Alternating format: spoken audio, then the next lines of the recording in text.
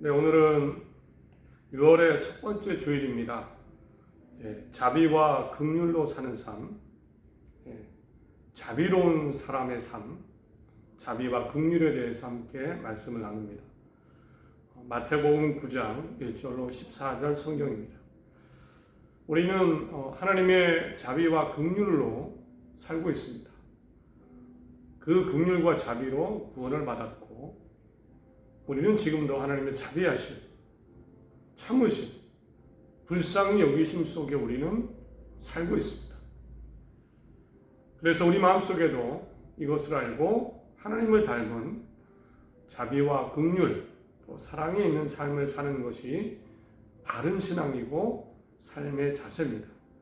그 사람에게 하나님도 함께 하십니다. 오늘 말씀을 나누면서 자비와 긍휼의 마음, 따뜻한 마음, 세상이 어떻게 흘러가더라도 그 마음으로 살고 하나님이 함께 하시는, 또 동행하시는 복된 삶을 사는 모두가 되시기를 바랍니다. 오늘 마태복음 9장은 예수님의 이야기입니다. 본문 1절부터 14절까지죠. 여기에는 크게 세 가지 이야기가 나옵니다. 먼저 1절부터 8절까지는 한 중풍병자가 고침받는 이야기입니다. 예수님이 여러 곳을 다니셨지만 주로 거주하시는 곳은 가버나움이라는 곳이었습니다. 이를 많이 사역을 하시고 복음을 전하시고 다시 가버나움이라는 곳으로 돌아오신 겁니다. 여기가 어떻게 보면 예수님과 제자들이 주로 머무시는 본거지와 같은 곳이 가버나움입니다. 예수님이 가버나움에 돌아오시자 소문이 났겠죠. 그리고 몇몇 사람들이 이번에는 침대에 누워있는 한 중풍병자를 데리고 왔습니다. 예수님은 바로 고쳐주지 않으시고 이렇게 먼저 말씀하셨습니다. 2절에 중풍병자에게 이르시되 작은 자야 안심하라. 작은 자야 안심하라. 내 죄 사함을 받았느니라. 당시에 큰 병에 걸리면 그 사람의 죄가 있거나 부모님의 죄 때문에 그런 병이 걸린 줄 그렇게 생각했습니다. 아마 이 사람도 마음이 아주 작아졌을 겁니다. 작은 자야. 내가 죄인이야. 내가 죄 때문에 그런 이야기 많이 들었겠죠. 너는 죄인이야. 내가 죄인이라는 생각 속에 몸도 아프고 마음도 아팠을 겁니다.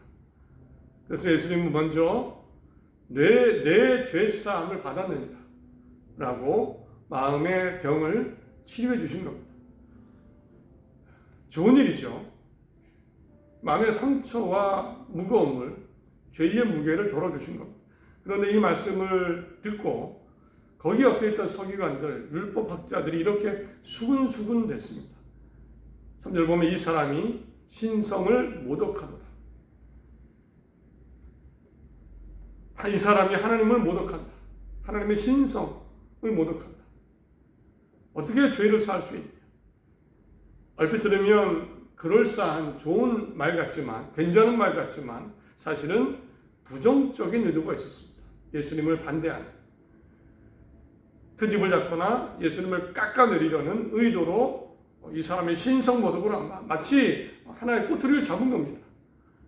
이런 악한 생각을 하신 예수님은 직접적으로 그들을 향해 말씀하십니다. 4절 예수께서 그 생각을 아시고 이르시되 너희가 어찌하여 마음에 악한 생각을 하느냐.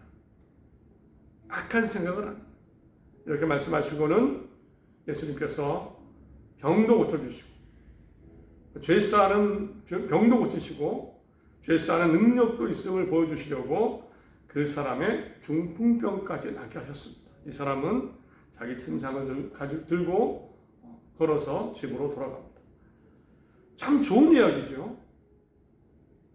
한 사람의 생명, 삶이 바뀌는 이야기입니다. 그런데 그 중에 서기관 바리새인들 율법학자들은 예수님을 꼬집고 트집 잡는 그런 모습을 볼 수가 있습니다. 두 번째 이야기가 또 나옵니다. 9절부터 13절까지입니다. 마태라는 세리인 마태, 로마의 세금을 걷는 사람입니다. 세리였던 마태가 예수님의 부르심을 받는 놀라운 이야기입니다. 예수님이 이제 가버나움에서 떠나시라고 하십니다. 중풍병자를 고치시고 다른 곳으로 가시려고 하십니다.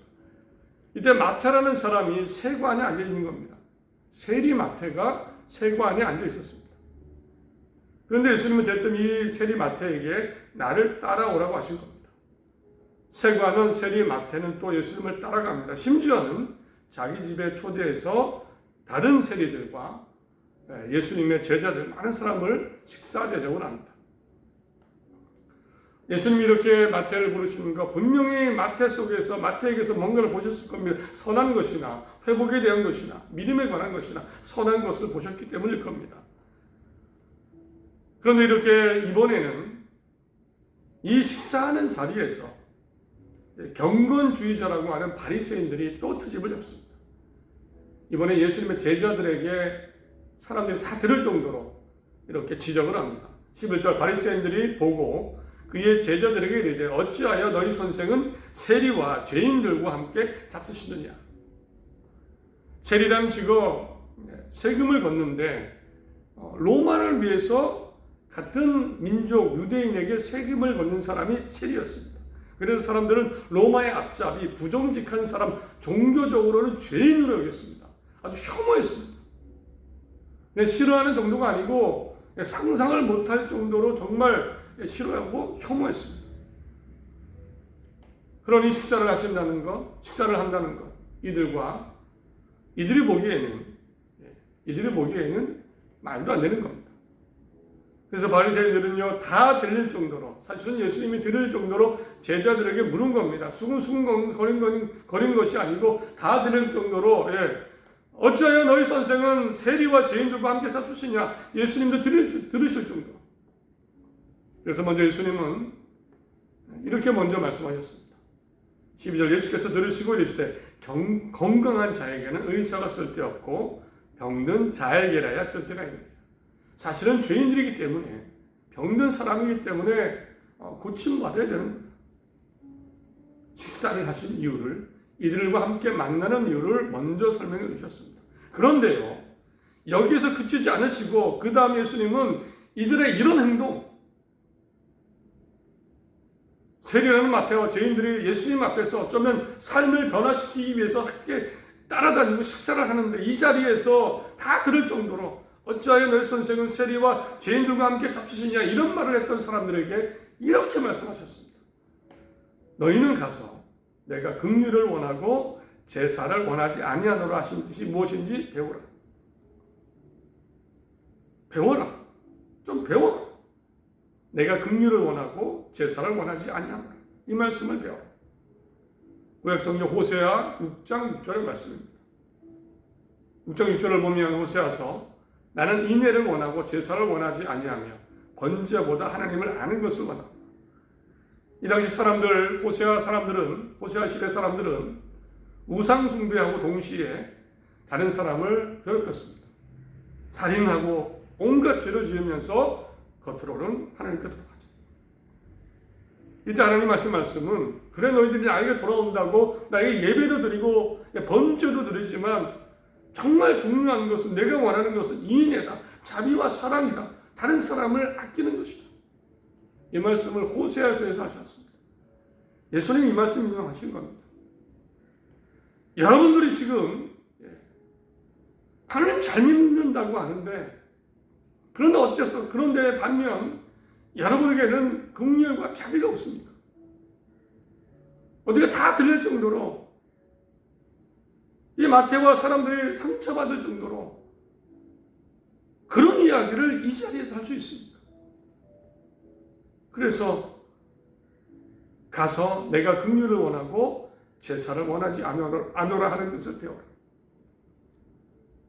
예수님은 이 자리에서도 사람들의 이런 모습을 보셨습니다. 느끼신 겁니다. 마지막으로 또 이야기가 이어집니다. 짧은 이야기죠. 14절, 17절까지. 하나의 이야기가 또 있습니다. 이번에는 요한의 제자들이 예수님께 와서 옵니다. 그리고 금식에 대해서 묻는 장면이 나옵니다. 전통적으로 유대인들은 일주일에 2번 금식했다고 합니다. 마침 이때가 금식 기간이었습니다. 그런데 예수님의 제자들은 금식을 안 한 겁니다. 그러자 요한의 제자들이 예수님께 따지듯이 묻습니다. 우리와 바리새인들은 다 금식하는데 왜 당신의 제자들은 금식을 하지 않습니까? 이렇게 물은 요한의 제자들도 사실은 믿음이 좋은 사람들입니다. 이들의 스승 세례 요한은 예수님께 세례를 준 사람. 그런데 이렇게 물은 것 사실은 아주 긍정적인 의도는 아닙니다. 우리와 바리새인들은 사실 그때 바리새인들은 허례허식하는 사람들입니다. 우리와 바리새인들은 금식하는데 당신의 제자들은 왜 금식을 안 합니까? 따진 겁니다. 예수님은 대답을 해주십니다. 지금이 혼인잔치다. 혼인잔치에서 어떻게 금식을 하느냐? 나중에 때가 되면 할 것이다. 잘 설명해 주십니다. 그리고 새 포도주는 새 부대에 담아야 되지 않겠냐? 지금은 새 시대다. 옛날의 법을 그렇게 따르지 않아도 되지 않느냐? 이 말씀으로 답을 주십니다. 이렇게 오늘 9장에 보면 여러 사람들이 나옵니다. 그리고 따뜻한 이야기가 많습니다. 중풍병으로 마음과 몸이 병든 사람을 회복시켜주는 아주 따뜻한 이야기.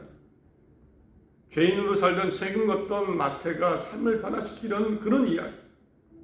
오늘 읽지는 않았지만 32절에 가면 예수님이 귀신 들려 말 못한 사람을 고쳐주는 이야기도 나옵니다. 그들이 나갈 때에 귀신 들려 말 못하는 사람을 예수께 데려오니 귀신이 쫓겨나고 말 못하는 사람이 말하거늘. 우리가 놀랍게 여기 이르되 이스라엘 가운데 이런 일을 본 적이 없다. 9장에는 회복되고 일어나고 고침받는 따뜻한 이야기가 참 많습니다. 그런데 이런 이야기와는 다르게 이것을 지켜보는 사람들의 모습은 정말 의아합니다. 세 가지 이야기를 말씀드렸는데 느끼셨죠? 따뜻한 이야기인데 사람들의 반응은 매우 차가웠습니다. 비판적이었습니다. 사람들은 어떤 서기관들이 속으로 이르되 이 사람이 신성을 모독하는도다. 11절에 바리새인들을 보고 그의 제자들에게 이르되 어찌하여 너희 선생은 세리와 죄인들과 함께 잡수시냐. 다 들릴 정도로 마치 찬물을 끼얹듯이. 14절 그때에 요한의 제자들이 예수께 나와 이르되 우리와 바리새인들은 금식하는데 어찌하여 당신의 제자들은 금식하지 아니하니까. 마치 따집니다. 32절에 읽지는 않았지만 오늘 본문을 넘어서야 말 못하는 사람을 고침받는 이야기입니다. 이때 사람들은 뭐라고 말했을까요? 말을 못하는 사람이 고침을 받았는데 사람들은 이렇게 말했습니다. 34절에 바리새인들은 이르되 그가 귀신의 왕을 의지하여 귀신을 쫓아낸다. 귀신의 왕을 의지해서 귀신을 쫓아낸 거다 라고 말을 했습니다. 분명 좋은 일이고 사람이 회복되는 일입니다. 나쁜 일이 아니죠. 그런데 사람들의 반응은 나쁘고 비판적이고 정죄하는 분위기였습니다. 오히려 상처를 줘요. 그 이야기가 9장에 나오고요. 뒤에 이어서도 계속 나옵니다. 사람들은 왜 이렇게 행동했을까요? 그런데 놀라운 사실이 있습니다. 이들이 이렇게 자신만만하게 누가 듣던 말던 상처받던 말던 자신만만했던 이유가 있는데 놀랍게도요. 이것은 하나님을 위해서 그렇게 행동했습니다. 하나님 때문이라고 하나님 때문입니다. 하나님을 생각하면서 이런 행동을 한 겁니다. 이렇게 당당했던 이유는요. 이것이 하나님을 위한 것이다. 이것이 하나님이 좋아하시는 것이고 하나님을 잘 믿는 것이라고 생각했습니다. 진성 모독이다. 하나님의 모독이다. 하나님께 금식해야 되는데 왜 안 하느냐? 하나님의 능력으로 고쳐야 되는데 왜 귀신의 왕의 능력으로 고치냐? 다 하나님의 이름이 붙습니다. 이들 중에는 진짜 하나님을 생각해서 그런 사람도 있었겠죠. 또 이들 중에는 결국 하나님을 위한 것이니까 괜찮아 이런 생각이 있었을 겁니다. 어떤 사람들은 우리가 하나님과 가까워 우리가 제일 많이 예배하고 제일 많이 기도하고 제일 많이 제물을 드리잖아 괜찮아 가까우니까 괜찮아 이런 생각도 있었을 겁니다. 모두가요 하나님을 두고 하나님을 생각하며 이렇게 행동을 했습니다. 그러나 정말 하나님을 잘 믿는 것은 무엇입니까? 하나님을 사랑하고 동시에 이웃을 사랑하는 겁니다. 마태복음 22장에 예수께서 이르시되 내 마음을 다하고 목숨을 다하고 뜻을 다하여 주 너의 하나님을 사랑하라. 이것이 크고 첫째 되는 계명이요 둘째도 그와 같으니 내 이웃을 내 자신같이 사랑하라. 이 두 계명이 온 율법과 선지자의 강령입니다. 정말 좋은 신앙은, 하나님을 위한 신앙은, 잘 믿는 신앙은요, 하나님을 사랑하고 이웃을 사랑하고 긍휼과 자비를 갖고 살아가는 사람입니다. 그래서 예수님 결국 이렇게 말씀하셨죠. 오죽하면 이렇게 말씀하셨습니다. 13절에 너희는 가서 내가 긍휼을 원하고 제사를 원하지 아니하노라 하신 뜻이 무엇인지 배워라죠. 너희는 가서 구약성경 호세아 6장 6절에 기록된 그것 좀 배워라. 이 말씀 12장 7절에 한 번 더 나옵니다. 나는 자비를 원하고 제사를 원하지 아니하노라 하신 뜻을 너희가 알았더라면, 똑같은 말씀을 또 한 번 반복하십니다. 이때도 배고픈 제자들이 길을 가다가 밀 이삭을 잘라 먹었습니다. 바리새인들이 보고는 아주 지적을 합니다. 안식일법을 어겼다. 안식일에는 일하면 안 되는데 왜 밀 이삭을 까서 먹었느냐. 아니 배가 고파서 익지도 않은 까슬까슬한 딱딱한 그 밀을 손으로 이렇게 비벼서 딱딱한 밀 씨알을 씹어 먹는 그것을 보고는 안식일도 어겼어. 이렇게 말할 정도로 정말 마음이 차가워져 있고 하나님에 대한 생각을 하나님을 위한다고 하지만 정말 하나님과 멀어져 있던 사람들이 그 시대의 신앙인들이었습니다. 예수님이 3년 동안 수많은 사람들을 만나시면서 하나님 나라와 천국을 전하셨습니다. 그러시면서 안타까워하시는 것 크게 두 가지로 느껴집니다. 두 가지입니다. 하나는요, 사람들이 믿음을 안 가는 겁니다. 믿지 않는 겁니다. 기적을 행해도 귀신이 쫓겨가도 예수님을 잘 믿지 않는 거 안타까워하셨습니다. 그러나 또 하나가 있다면 이것이었습니다. 그것은 사람들의 차가움입니다. 사람들이 차가워진 마음. 하나님 믿으면 더 따뜻해지고 자비롭고 정말 좋은 마음이 되어야 되는데 차갑고 무자비한 마음이 되어버린 것, 그것을 보고 실망하셨습니다. 구약시대에 이제 본격적으로 하나님은 이 이스라엘 민족에게, 차가워진 이스라엘 민족이 원래는요 이런 말씀을 주셨습니다. 이스라엘 민족이 이런 민족이 되기를 바라셨습니다. 그러시면서 이런 명령을 주셨죠. 출애굽기 23장 11절에 일곱째 해에는 땅으로 쉬어 안식하게 할지니 그 땅의 소출은 내 백성이 가난한 자들이 먹게 하라.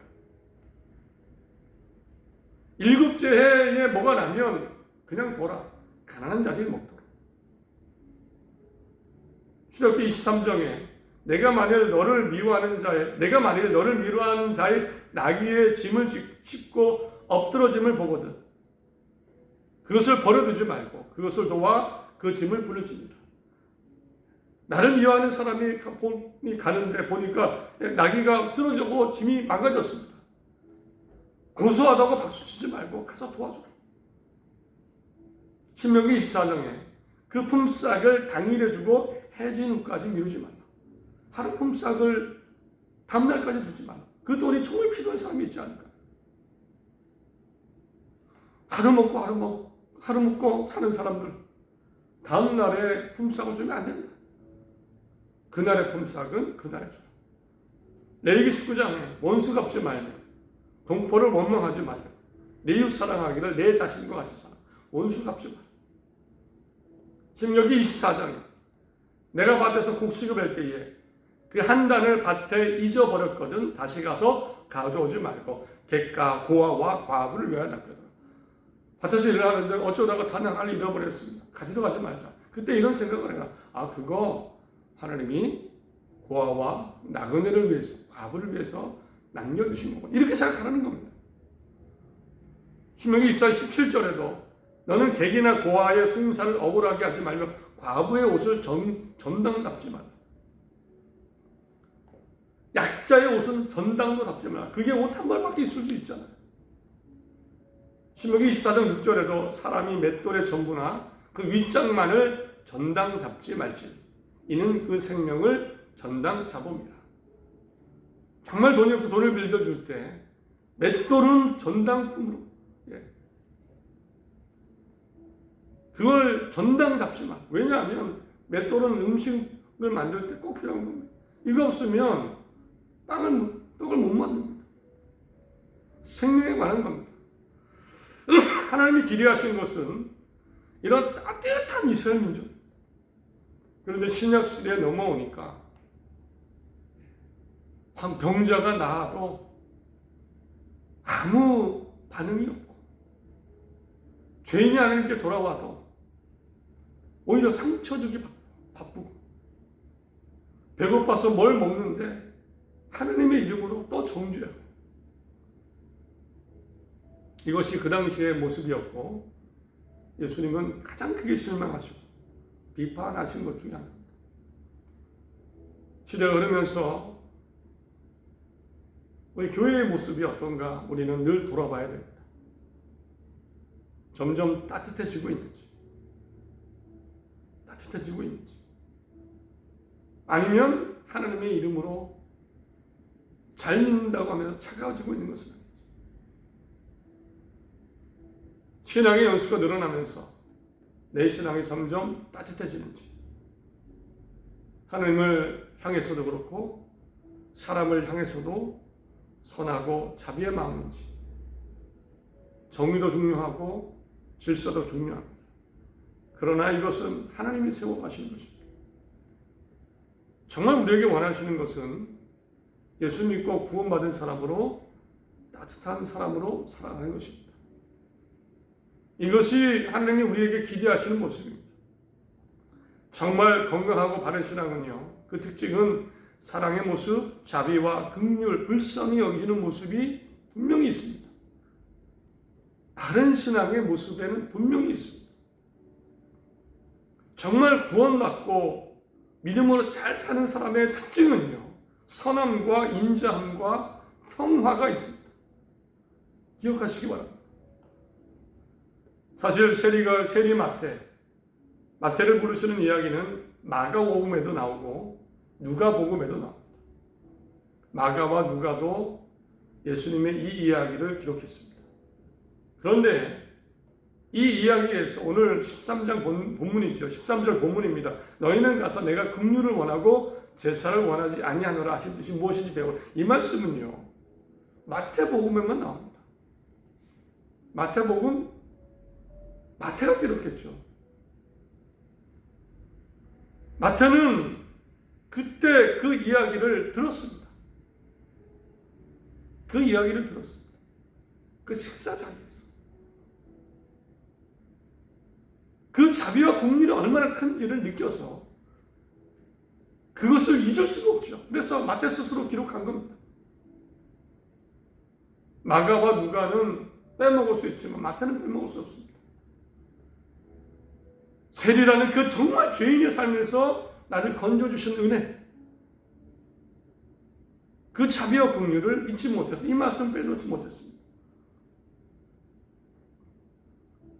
성경에 1만 달란트 받은 사람이 탕금 받은 이야기 나오죠. 이 이야기 마태복음에만 나옵니다. 보니까 마태만이 기록했습니다. 다른 사람들은 다 들었겠지만 마태만은 기록했습니다. 마태복음 18장에 나옵니다. 한 종이 왕에게 1만 달란트를 빚은 이야기입니다. 결국 왕이 불쌍해서 탕감해 줍니다. 그런데 이 탕감받은 종이 1만 달란트 탕감받은 종이 밖에 나가더니 자기에게 100데나리온 빚진 동료를 다그칩니다. 빚을 갚아라. 안 갚으니 그 감옥에 가둡니다. 왕이 소식을 듣습니다. 그리고는 이 1만 달란트 탕감받은 종을 불러서 혼내고 다시 감옥에 가두는 이야기입니다.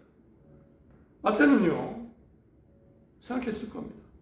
마치 내가 1만 달란트 탕감받은 사람. 그래서 양심이 있으면 그렇게 행동 못하는 겁니다.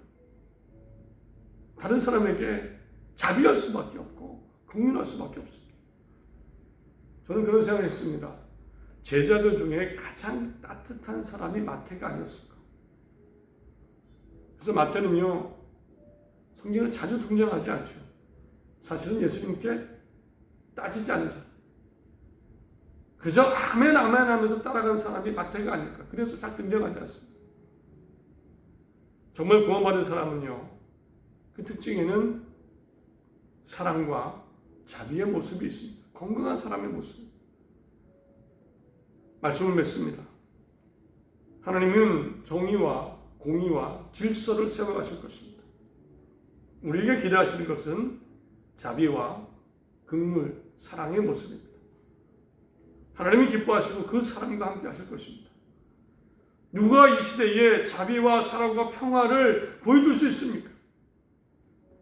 전쟁이 여기저기 일어나고 경쟁이 심하고 그런 시대에 정말 빠듯하고 차가워지는 세대를 살고 있습니다.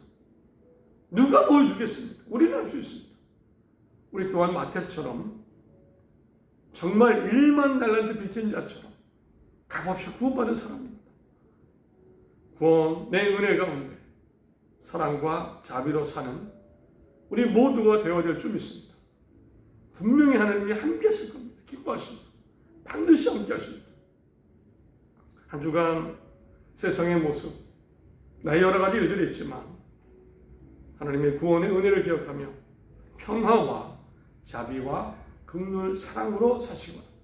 그리고 도와주시는, 함께 하시는 하나님을 경험하는 복된 한 주 다 되시기를 바랍니다.